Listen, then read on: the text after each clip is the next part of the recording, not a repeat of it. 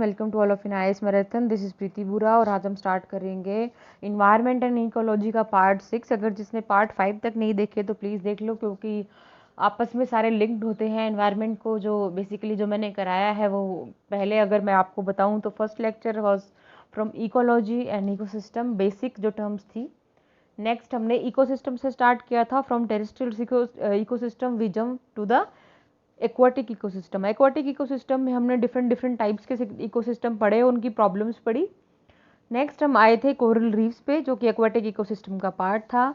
और आज जो हम पढ़ेंगे वो हम पढ़ेंगे पोल्यूशन एंड द पोल्यूटेंट्स। ठीक है, तो अगर आपको लेक्चर पसंद आते हैं तो प्लीज़ लाइक कीजिए, कोई प्रॉब्लम आती है तो शेयर कीजिए, कमेंट कर सकते हैं। ठीक है, आप टेलीग्राम पे ज्वाइन कर सकते हैं, नीचे लिंक दे रखा है, उसको फॉलो करके आप कर सकते हैं। बाकी अगर आपको कोई वैसे प्रिपरेशन में दिक्कत आ रही है, स्ट्रैटेजी वाइज दिक्कत आ रही है, तो you can comment on my lecture, उसमें आपको प्रॉपरली रिप्लाई दिया जाएगा। अभी ज़्यादा टाइम ना वेस्ट करते हुए स्टार्ट करते हैं लेक्चर 6। सबसे पहले मैं पॉल्यूटेंट्स से लेना चाहूँगी। पॉल्यूटेंट्स बेसिकली होते क्या हैं कि जो भी टाइप का ऐसा मटेरियल या कोई ऐसा फैक्टर जिसकी वजह से आपकी नेचुरल क्वालिटी ख़राब हो जाए इन्वायरमेंट की, या उसके ऊपर एडवर्स इफेक्ट पड़े, तो उसको क्या बोलते हैं, पॉल्यूटेंट। ठीक है, अब इनकी क्लासिफिकेशन किस तरीके से होती है कि ये प्राइमरी हो सकते हैं, सेकेंडरी हो सकते हैं, क्वांटिटेटिव हो सकते हैं, क्वालिटेटिव हो सकते हैं, बायोडिग्रेडेबल हो सकते हैं एंड नॉन बायोडिग्रेडेबल हो सकते हैं। तो what are the primary pollutants? That primary pollutant का मतलब है कि जो एक बार अगर ऐड हो गया एनवायरनमेंट में तो उसी फॉर्म में हमेशा के लिए रहेगा। For example DDT and plastic. Please note कर लीजिए, डीडीटी और प्लास्टिक ये बहुत हाई लेवल के पोल्यूटेंट्स हैं, इनको हम ख़त्म नहीं कर सकते। एक बार अगर इन्वायरमेंट में ऐड हो जाते हैं तो इनको रिसाइकिल करना, इनको ख़त्म करना बड़ा ही मुश्किल कार्य है। ठीक है, नेक्स्ट आते हैं secondary pollutants. Secondary pollutants basically जो प्राइमरी पॉल्यूटेंट्स के इंटरेक्शन से बनते हैं। फॉर एग्जांपल पैन इज पर ऑक्सी एसिटाइल नाइट्रेट। ठीक है, ये किस किस से बनता है? नाइट्रोजन ऑक्साइड्स एंड हाइड्रोकार्बन के इंटरेक्शन से बनता है। ये भी अच्छा खासा वो रखता है आपका, ठीक है, इंटेंसिटी रखता है पोल्यूट करने की। नेक्स्ट आते हैं क्वांटिटेटिव पॉल्यूटेंट्स। क्वांटिटेटिव मतलब कि नेचर में रहते हैं, लेकिन जब उसकी कॉन्सेंट्रेशन एक थ्रेशोल्ड लेवल से ऊपर चली जाएगी, एक नेचुरल लेवल से ऊपर चली जाएगी, तब वो पॉल्यूटेंट का काम करने लग जाएगा। For example carbon dioxide and nitrogen oxide, ये वैसे नेचर में होते हैं, बट इनकी जो क्वांटिटी है, इनकी जो, ठीक है, इनका जो आपका जो हिंदी में अगर बोले तो इनका जो लेवल है एक स्तर से अगर बढ़ गया, एक थ्रेशोल्ड लेवल से बढ़ गया, तो ये पॉल्यूटेंट्स का काम करने लग जाते हैं। ठीक है, तो आई थिंक समझ में आ गया होगा। नेक्स्ट है क्वालिटेटिव पॉल्यूटेंट्स। ये क्या होते हैं आपके? ये नेचर में नहीं होते, ये मैन मेड होते हैं। इन तो बेसिकली कैसे होते हैं? ये फंगीसाइड्स, हर्बिसाइड्स, डीडीटी। ठीक है, उसके बाद आता है बायोडिग्रेडेबल पॉल्यूटेंट्स। ये कैसे होते हैं आपके? बहुत टाइप का वेस्ट प्रोडक्ट होता है जो कि माइक्रोबियल एक्शन से खत्म किया जा सकता है, डिग्रेड किया जा सकता है, जैसे सीवेज। ठीक है, नेक्स्ट होता है नॉन बायोडिग्रेडेबल, जैसे जिनको डिकम्पोज नहीं किया जा सकता माइक्रोबियल पॉल्यूटेंट्स से। नेक्स्ट आते हैं एयर पोल्यूशन। एयर पोल्यूशन क्या है? आजकल ट्रैफिक बढ़ रहा है, सिटीज़ बढ़ रही है, रैपिड इकोनॉमिक डेवलपमेंट हो रहा है, तो उसकी वजह से एयर पोल्यूशन है वो काफ़ी ग्रो कर रहा है, रेकलेसली ग्रो कर रहा है, कॉन्टीन्यूसली ग्रो कर रहा है। तो सबसे पहली जो मेजर इसमें गैस होती है वो होती है कार्बन मोनोऑक्साइड। ये कलरलेस है, ऑर्डरलेस है। ठीक है, अगर कार्बन का कहीं भी इनकम्प्लीट कंबशन होता है, जैसे पेट्रोल, डीजल या वुड, तो ये गैस निकलती है। ठीक है, और कई बार ये सिगरेट जो पीते हैं उसके आसपास जो लोग होते हैं, कई बार हम सोचते हैं कि हम क्यों इफेक्ट हो गए, हम तो पीते नहीं थे। तो क्या होता है कि इस जो सिगरेट पीता है वो उसके अंदर से निकलती है, दैट इज CO। तो उसके आसपास वाला भी अगर कोई आदमी होगा तो उसको भी कहीं ना कहीं इफेक्ट करेगी। और क्या करेगी? ये जो कार्बन मोनोऑक्साइड है, it lowers the amount of oxygen that enters our blood. ठीक है, नेक्स्ट आती है कार्बन डाइऑक्साइड। ये क्या होती है? प्रिंसिपल ग्रीन हाउस इफेक्ट जो देती है आपको, वो क्या है आपकी? Carbon dioxide. ये कहाँ से होती है कि जब हम कोयले को, ऑयल को, नेचुरल गैसेस को बर्न करते हैं तो कार्बन डाइऑक्साइड निकलती है। एक है नाइट्रोजन ऑक्साइड। ये स्मोक और एसिड रेन बनाने में सबसे महत्वपूर्ण है, तो प्लीज नोट कर लो कि एसिड रेन के लिए कौन रिस्पॉन्सिबल है, नाइट्रोजन ऑक्साइड, ठीक है। और किसके लिए है ये, स्मोक के लिए। आई थिंक आपको समझ में आ गया है। नेक्स्ट आते हैं क्लोरोफ्लोरोकार्बन, CFCs, आपने काफ़ी नाम सुना होगा इनका। ये एयर कंडीशनिंग जो आपके सिस्टम्स होते हैं, रेफ्रिजरेटर्स जो आपके सिस्टम्स होते हैं, उनके अंदर इनका काफ़ी हद मात्रा में यूज़ किया जाता है। और जब ये CFCs आपके स्ट्रेटोस्फेयर में जाते हैं तो क्या करते हैं, ये ओजोन को खाना शुरू कर देते हैं और ओजोन में होल कर देते हैं। और अगर ओजोन में होल हो जाता है तो आपकी जो सन की जो अल्ट्रावायलेट रेज हैं जो हार्मफुल होती है, वो धरती पे पहुंचने में सहायक हो जाती है, ठीक है। अब एक और टाइप का हमने पॉल्यूटेंट पढ़ा, दैट इज लेड। लेड क्या होती है, petrol, diesel, batteries, paints, hair dye, वहां पे आपको मिलेगा देखने को। और पार्टिकुलरली चिल्ड्रंस के या उसके नर्वस सिस्टम को डैमेज करने में हेल्प करता है। Next, ozone. ओजोन जब तक ऊपर है तब तक ठीक है, लेकिन अगर धरती पे आ गई तो वो पोल्यूटेंट का काम कर देगी। जब तक स्ट्राटोस्फेयर में ओजोन आपकी प्रेजेंट है तब तक वो हमारे लिए वरदान है। अगर वो नीचे आ जाती है, ठीक है, तो वो हमारे लिए क्या हो जाती है, अभिशाप बन जाती है। किस तरीके से, जैसे कि आपको पता होगा कि ऊपर रहेगी तो हमारे हार्मफुल अल्ट्रावायलेट रेज से जो सन से आती हैं उसको बचाएंगी, लेकिन ग्राउंड लेवल पे आते ही ये पोल्यूटेंट काफ़ी हाईली टॉक्सिक इफेक्ट्स देगा। और जो आपके व्हीकल्स और इंडस्ट्रीज हैं वो इसके मेजर सोर्सेज हैं इसके ग्राउंड लेवल एमिशंस के, ठीक है। ये आपको क्या करेगी, ये आपका कोल्ड और निमोनिया का रेजिस्टेंस कम कर देती है और काफ़ी हाईली आपकी टॉक्सिक गैस होती है नीचे, ठीक है। Next is suspended particulate matter, SPM। इसमें क्या होता है, एयर में अगर आपका कोई भी सॉलिड पार्टिकल हो, स्मोक की फॉर्म में, डस्ट की फॉर्म में, वेपर की फॉर्म में, और जो सस्पेंडेड रहे, ठीक है, एक्सटेंडेड रहे कुछ पीरियड तक, तो और कई बार ऐसी जो एक हेज क्रिएट कर दे, विजिबिलिटी कम कर दे एयर में, तो उनको क्या बोलते हैं, सस्पेंडेड पार्टिकुलेट मैटर। जब आप इनको ब्रीथ करते हो तो ये लंग्स में जाके फंस जाते हैं और रेस्पिरेटरी प्रॉब्लम्स क्रिएट करते हैं। नेक्स्ट आता है sulphur dioxide. It is a gas जो आपके कोयले को बर्न करने से निकलती। कोयला कहाँ बर्न होता है हमारे, मेजरली थर्मल पावर प्लांट्स में। तो थर्मल पावर प्लांट्स में सबसे ज़्यादा सल्फर डाइऑक्साइड एमिट होगी, ठीक है। आई थिंक मैं क्लियर हूँ। और स्मोक और एसिड रेन ये भी एक सहायक है, कॉन्ट्रीब्यूटर है, ठीक है। सल्फर डाइऑक्साइड आपको लंग के डिजीज दे सकती है। नेक्स्ट आता है स्मोक। स्मोक क्या है, बेसिकली 1905 में यूज़ किया गया था सबसे पहले इसको। और ये क्या है, जब फोग और स्मोक, धुआं और जब आपकी धुंध मिल जाती है तो स्मोक क्रिएट करती है।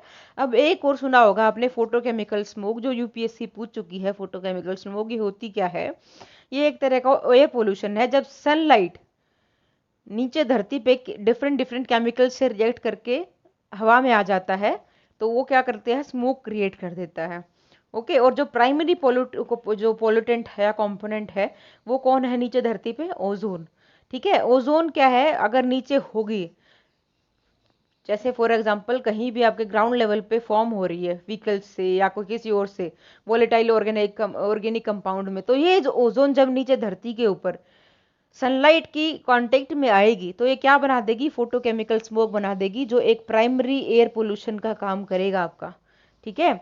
और ये जो ग्राउंड लेवल की ओजोन है ये प्राइमरली कहाँ से आती है, आपकी व्हीकल से आती है और वोलाटाइल ऑर्गेनिक कंपाउंड से आती है। वो अभी ये बड़ो वोलाटाइल ऑर्गेनिक कंपाउंड्स होते क्या हैं, ठीक है, ये मैं आपको बताती हूँ अभी क्या होते हैं। देखो, जो आपके मेजर इंडोर सोर्सेज होते हैं, जैसे for example perfumes, hair sprays, furniture polish जो आप करवाते हो, glues, air fresheners, wood preservatives, ऐसे बहुत सारे जो आपके अंदर जो आप रहते हो, जब घर के अंदर आप रहते हो ना, तब ये वाली जो चीज़ें हैं, यहाँ से क्या होता है, ओजोन वाला केमिकल या ऐसी कोई गैस निकलेगी।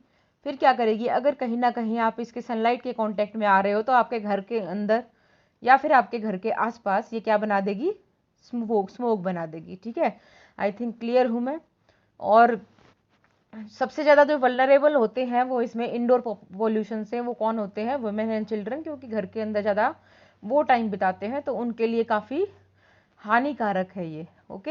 एक होते हैं फॉर्मेल्डिहाइड। फॉर्मेल्डिहाइड क्या होते हैं कि आप कारपेट है, पार्टिकल बोर्ड है, वहाँ से जो जो बेसिकली जो पार्टिकल्स निकलते हैं जो एलर्जी पैदा कर सकते हैं, वो भी एक तरह का एयर पोल्यूशन है। एक होता है रेडॉन, जो नेचुरली बेसिकली सॉइल के अंदर से रेडॉन गैस निकलती है।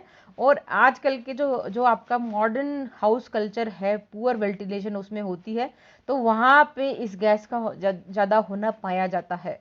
ठीक है, ये होते हैं वॉलेटाइल ऑर्गेनिक कंपाउंड्स। दोबारा आपको बता देती हूँ, जो इंडोर वाले आपके सोर्सेज होते हैं ये होते हैं टोबैको हो सकता है, ठीक है, और दूसरे क्या, formaldehyde, radon, asbestos and pesticides, ये आपके वोलेटाइल ऑर्गेनिक कंपाउंड्स हो सकते हैं।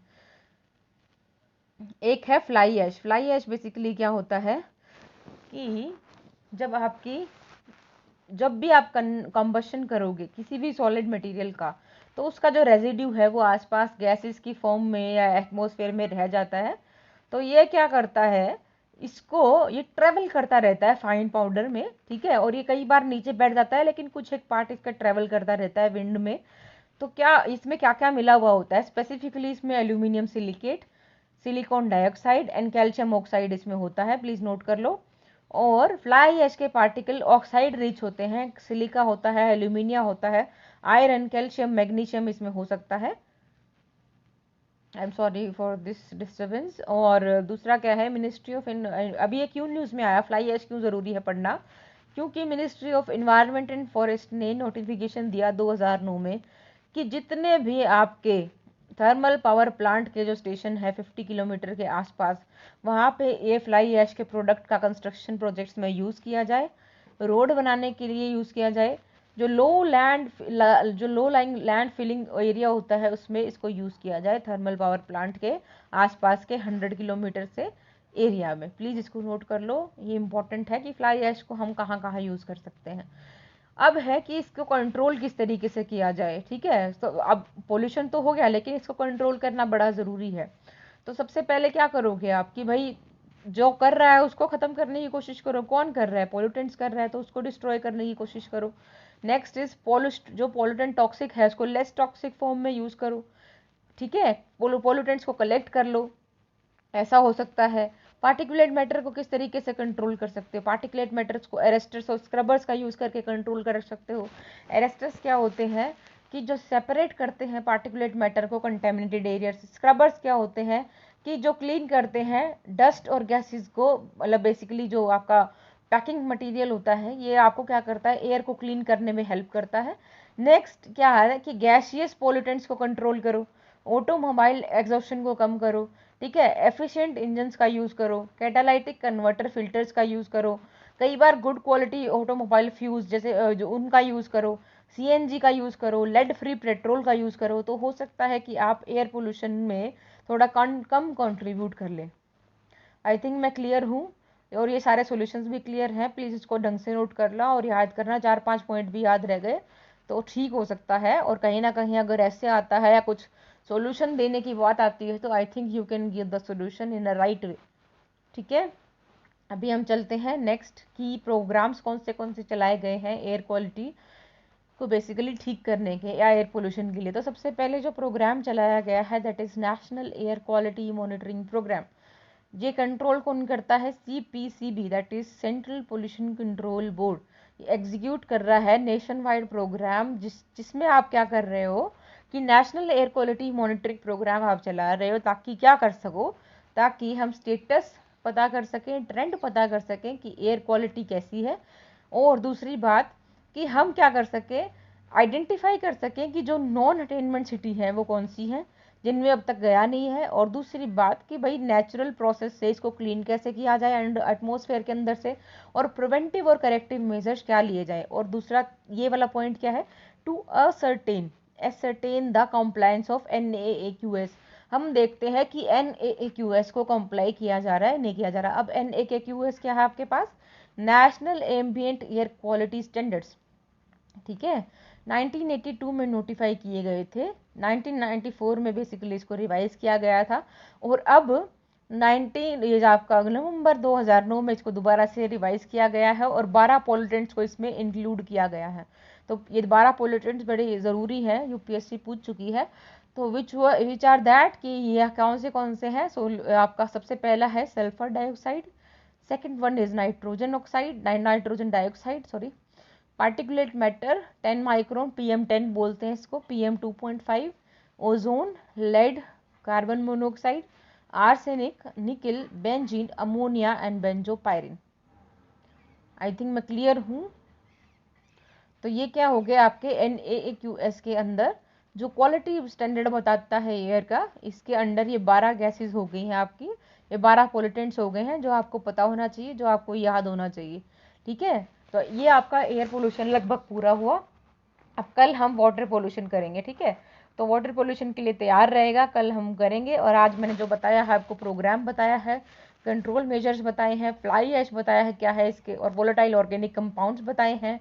और दूसरी बात कि जो डिफरेंट डिफरेंट टाइप्स के पोल्यूटेंट्स थे हमने वो डिस्कस किए हैं एयर पोल्यूशन के अंदर। तो आई थिंक ये वाला एयर पोल्यूशन का जो पार्ट है आपको समझ आया होगा।